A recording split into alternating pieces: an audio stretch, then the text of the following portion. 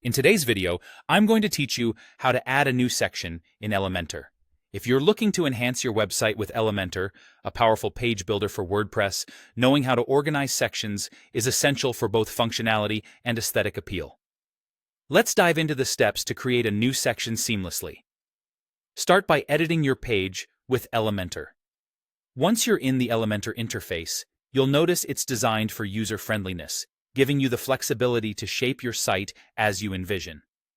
Head over to your working canvas. You'll see a variety of options that allow you to customize your page, and it's all made incredibly intuitive. Look towards the top center of the canvas. You'll see a plus icon. This is your starting point to add a new container or structure. When you're ready, simply click on this icon to initiate the process.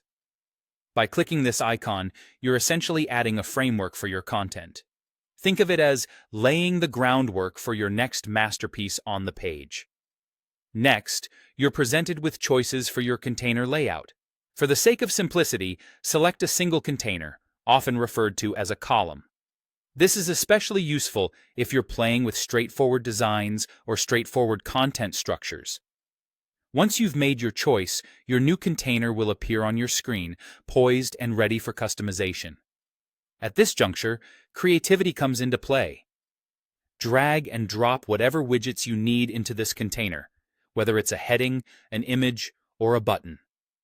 This is where your page begins to come to life at your fingertips as you mix and match widgets to suit your vision. Now, it's time to configure your new section. Navigate to the Layout tab where you'll have a host of options to tailor your container to your exact needs. For instance, decide on the content width. Choosing full means your content will span the entire width of the page, ideal for impactful visuals or expansive designs. Opting for boxed constrains your content to a specified width, delivering a more contained and minimalist look.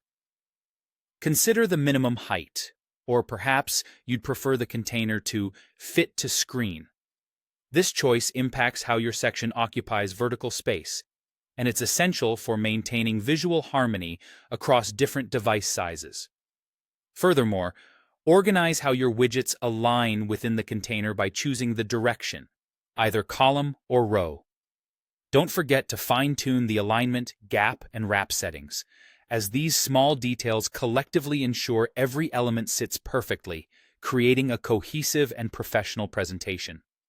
By following these steps, you're well on your way to mastering the creation of new sections with Elementor, unlocking the potential to design beautiful and functional web pages.